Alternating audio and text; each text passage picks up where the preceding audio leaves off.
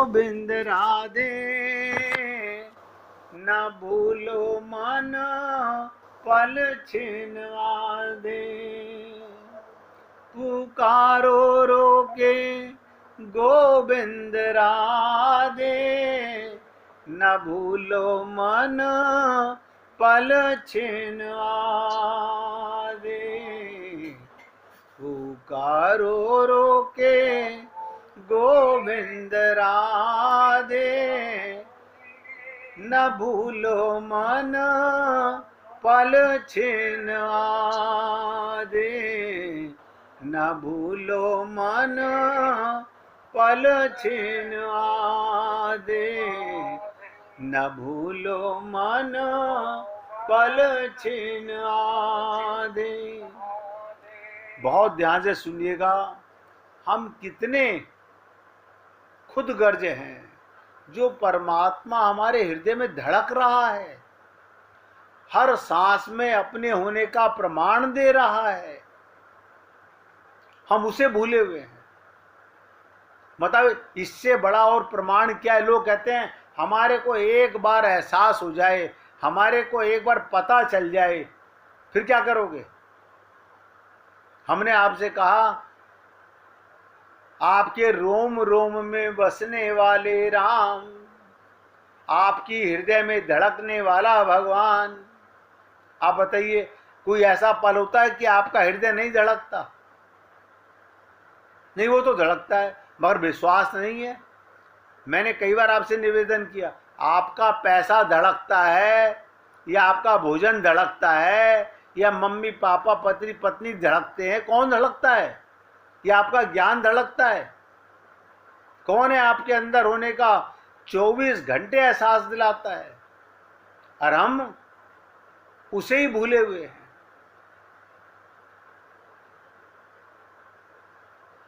इसलिए गोपियां क्या कहती हैं, पूरी एकाग्रता से सुनिएगा। हमको पति नहीं चाहिए, पुत्र नहीं चाहिए, कि इतना भी प्रेम नहीं पति पुत्र से, तो क्या बोलती हैं? वे दुख देने वाले हैं। कैसे दुख देते हैं? हमारे रहते मर जाएं तो रुलाकर मरते हैं, और इनके रहते हम मर जाएं तो वे दुख में मरते हैं। ये संसार के संबंध सब दुख देने वाले हैं।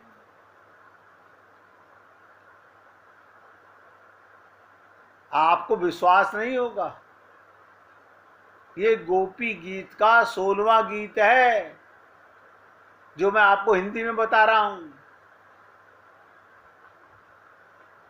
और आप हम लोग गोपी गीत सुनने में कितना प्रसन्न होते हैं। ये संसार के संबंध दुख देने वाले हैं, इसलिए बुद्धिमान जागा हुआ पुरुष मनुष्य अपना मन भगवान में फंसाता है। भगवान को छोड़कर जो अपना मन दूसरी जगह फंसाएगा उसको दुख ही मिलेगा। और आप और हम लोग रोज सुनते हैं लेकिन भूल जाते हैं। हमारा मन उसी गड्ढे में फिर गिर जाता है जहां पहले पड़ा हुआ था, वही ममता मोह आसक्ति।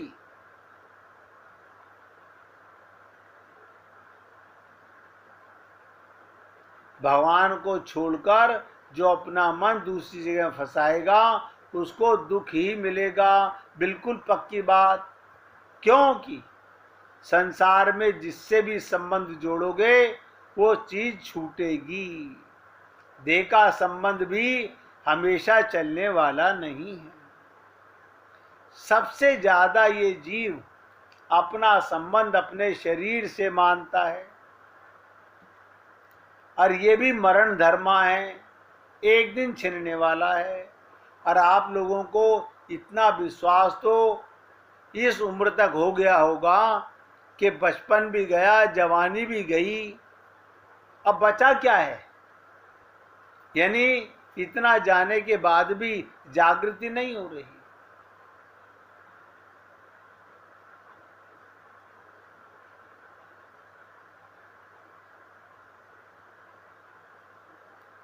संसार के विषय, ध्यान से सुनिएगा, संसार के विषय भले ही 10 दिन ज्यादा रहें, अपने घर में 10 दिन कम रहें या किसी के घर में, लेकिन छूटेंगे जरूर। हमको एक बात याद आ गई, ध्यान से सुनिएगा। एक संत कह रहे थे कि मैं 84 वैष्णवों की वार्ता में, 84 वैष्णव थे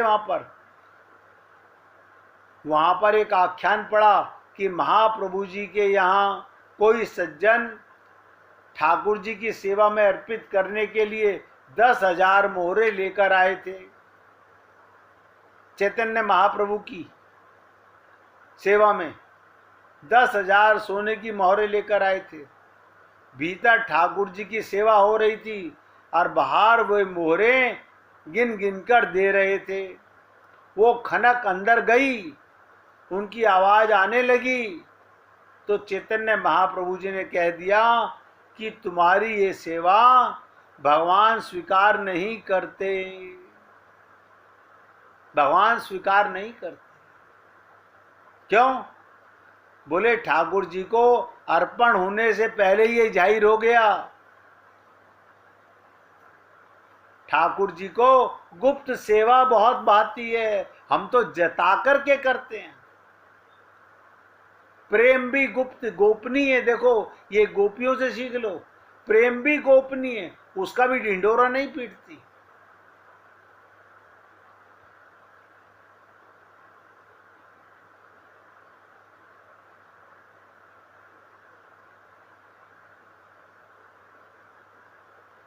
लोग वाग भगवान को दिखा दिखा के दान पात्र में डालते हैं। कितने समझदार हैं हम लोग। इसलिए मेरे भाई, आप और हम लोग बहुत समझदार हैं, लेकिन कभी ये नहीं सोचते हमारा भगवान हमसे ज्यादा समझदार है कि कम समझदार है। सुखी होने का रहस्य ध्यान से सुनेंगे। सब लोग अपना अपना जीवन जीते हैं, अपनी इच्छा और अपनी बुद्धि से जीते हैं, अपने संस्कारों से जीते हैं, सही या गलत की ज्यादा परवाह नहीं करते। बस यही देखते हैं हमें अच्छा क्या लगता है, जो हमें अच्छा लगता है वही करते हैं, चाहे वो सही हो चाहे गलत हो।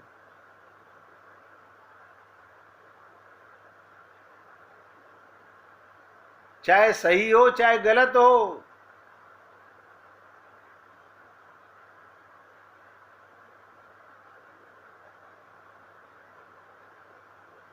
आप सोचिएगा,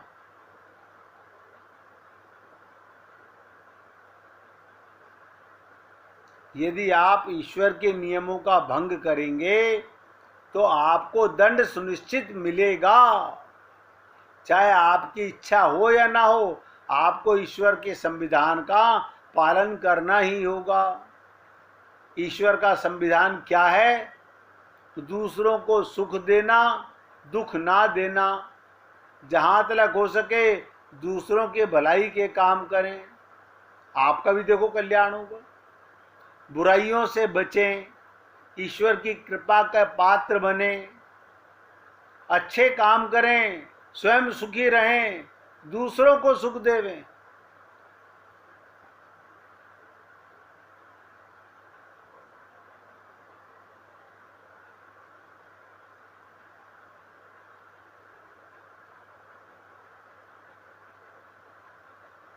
इसलिए निवेदन करना मेरा कार्य है। अच्छा लगे तो जीवन में उतारने का भरसक प्रयत्न कीजिए।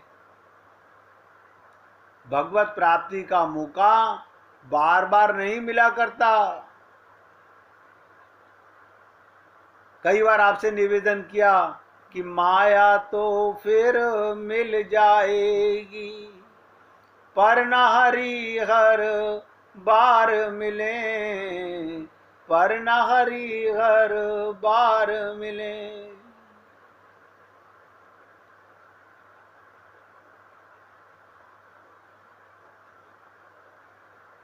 इसलिए निवेदन कर रहा हूं पूरी एकाग्रता से और ध्यान से सुनिएगा जो बात अब बताने जा रहा हूं। ये प्रीति की रीति, प्रेम की रीति बड़ी विलक्षण है। और आप लोग सब कहते हो हमें प्रेम तो आता है, यानी उस भगवान से प्रेम करना नहीं आता। अच्छा, जिससे प्रेम करते हो उसमें भगवान को देखते हो, उसमें भगवान मानते हो? नहीं, ऐसा तो नहीं मानते। तो इसका मतलब हमें प्रेम करना आता ही नहीं है, हमें प्रेम का पता ही नहीं है। प्रेम माने होता है देना, और हम जिससे प्रेम करते हैं उसमें हमारा स्वार्थ छुपा होता है। ये हमें प्यार करे तो हम इससे करें, स्वार्थ पहले है। इसलिए मैंने कहा प्रीति की रीति बड़ी विलक्षण है। ये हृदय की वस्तु है, हृदय की। संस्कार में किसी से, ध्यान दो दोनों, संस्कार में किसी से मन जोड़ो। जीव है अगर अमर और शरीर सहित संसार की प्रत्येक वस्तु मरने वाली है। आपने आत्मा मान के प्रेम किया या शरीर मान के प्रेम किया? भाई इतना समझ लीजिएगा। अगर शरीर मान के प्रेम किया है तो वो समाप्त होने वाला है, मरने वाला है। आत्मा मान के प्रेम किया है तो आपका प्रेम अमर होने वाला है। अब मैं आपके हृदय की बात तो जानता नहीं, आप अपने हृदय में अपने आप को सही या गलत नंबर तो दे ही सकते हो।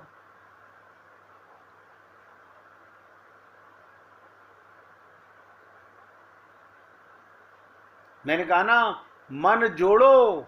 जीव है अमर, आत्मा अमर है, शरीर सहित संसार को प्रत्येक वस्तु मरने वाली है। अगर कोई अमर जीव मरने वाली वस्तु प्रेम करेगा तो जीव बना रहेगा और मरने वाली वस्तु बिछुड़ जाएगी। इसके बाद क्या रहेगा? केवल रोना हाथ लगेगा। जब छूटना ही है तो मनुष्य स्वयं क्यों नहीं छोड़ देता? जाओ हटो, हमने गलत प्रेम किया, आत्मा मान के प्रेम करना था, हमने तुमको छोड़ दिया। आप अपने देह से कितना प्रेम करते हो?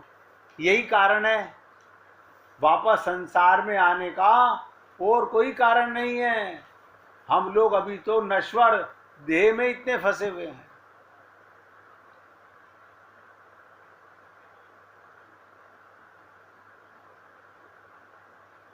अगर विषय खुद छोड़कर जाएगा तो बहुत दुख देकर जाएगा, और तुम स्वयं छोड़ दोगे तो बड़ी भारी शांति मिलेगी। शरीर छोड़ेगा तो तुम्हें दुख मिलेगा, तुम शरीर से अपनापन छोड़ दो।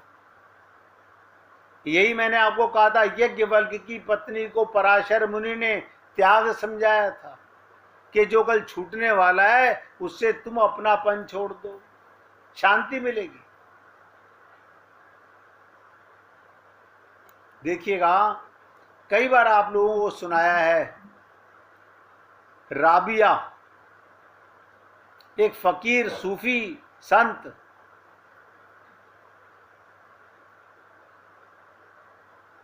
राबिया थी एक फकीर और औरत सूफी संत थी। उसने अपने धर्म ग्रंथ में पढ़ा कि शैतान को घृणा करो।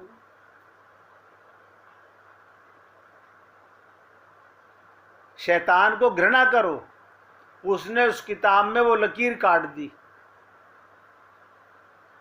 क्या करा? उसके ऊपर काली शाही फेर दी घृणा करने की बात को। उसने उस किताब में लकीर काट दी। एक मित्र फकीर, उसका प्रेमी था हसन राबिया का,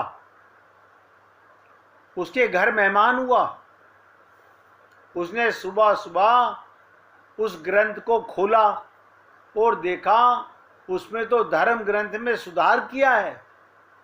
अब जैसे आप और हम लोग अपनी बुद्धि से गीता में, रामायण में, भागवत में सुधार करने लगे,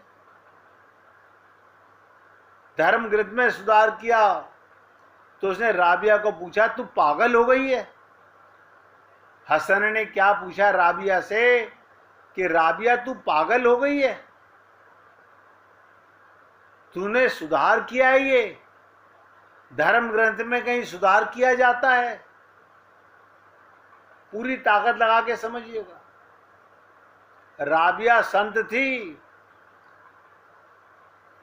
उसने ये पढ़ा शैतान को घृणा करो, उसने उस पर लाइन फेर दी। राबिया ने कहा मुझे बड़ी मजबूरी हो गई, इसलिए सुधार करना पड़ा। जब से मुझे परमात्मा दिखाई पड़ना शुरू हुआ, एक एक शब्द पे ध्यान दो, जब से मुझे परमात्मा दिखाई पड़ने लगा, दिखाई देने लगा, सब में गोविंद नजर आने लगा, सब में मेरा खुदा नजर आने लगा, मुझे शैतान दिखाई नहीं पड़ता। ध्यान से सुनने इस बात को, मुझे शैतान दिखाई नहीं पड़ता। और इस किताब में लिखा है शैतान को घृणा करो, मैंने इसलिए काट दिया, जो जाग गया, जो संत हो गया, जिसे खुदा परमात्मा नजर आने लगा, उसे शैतान नजर आएगा क्यों?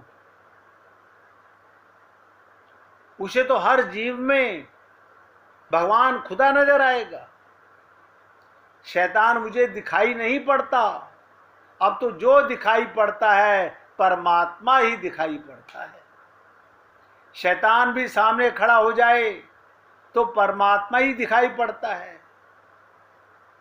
एक तो ये कठिनाई हो गई, और दूसरी कठिनाई ये हो गई, जब से परमात्मा दिखाई पड़ता है तब से प्रेम के अतिरिक्त मेरे भीतर कुछ रह नहीं गया, घृणा रही नहीं, इसलिए मैंने काटा शैतान से घृणा करो। अब मैं घृणा कैसे करूं जब सब में मुझे खुदा नजर आ रहा है, मेरा कोई अपना पराया रही नहीं, सब भगवान है, सब में परमात्मा है। और आप और हम लोग कितनी पूजा पाठ करते हैं, कितना सत्संग सुनते हैं, और मन में राग द्वेष, अपना पराया, तेरा मेरा, छोटा बड़ा सब भरा हुआ है। कैसे हमारा कल्याण होगा भाई? तो क्या कहा, पहली चीज, जब से परमात्मा दिखाई पड़ने लगा तो शैतान दिखना बंद हो गया, ये कठिनाई हो गई। और दूसरी कठिनाई ये हुई, जब से परमात्मा दिखाई पड़ता है तब से प्रेम के अतिरिक्त मेरे भीतर कुछ रह ही नहीं गया, घृणा नहीं रह गई। अब मैं घृणा कैसे करूं, किससे करूं? एक तो शैतान दिखाई नहीं पड़ता, दूसरे मेरे भीतर घृणा नहीं रही। इसलिए इस लकीर को मैंने काट दिया। ये लकीर मेरे लिए अब व्यवहारिक हो गई। अब आप सोचिएगा, सारी तृष्णा गई एक बूंद से, एक ज्ञान से संसार की सारी तृष्णा समाप्त हो सकती है। अगर आपको अभी भी ये छोटी सी कथा जो राबिया हसन की सुनने में नहीं समझ आई हो, तो देखिएगा, ये सोच के मत समझ लीजिएगा हाँ हम समझ लेंगे, कोशिश करेंगे ना। अभी समझो, आईना झूठ नहीं बोलता, हमारा मन आईना होना चाहिए। सब में परमात्मा नहीं दिखता तो अभी हमारा मन दूषित है, घृणित है। इस घृणित मन से घृणा करो कि मैं परमात्मा का अंश हूं, मेरे मन में पाप क्यों आते हैं, मेरे मन में द्वेष क्यों आते हैं, मेरे मन में राग, अपना परायापन क्यों आता है। छोटी छोटी सी बातें मैं आपके साथ रोज इसलिए शेयर करता हूं, हमें बदलने में एक पल भर की जरूरत है।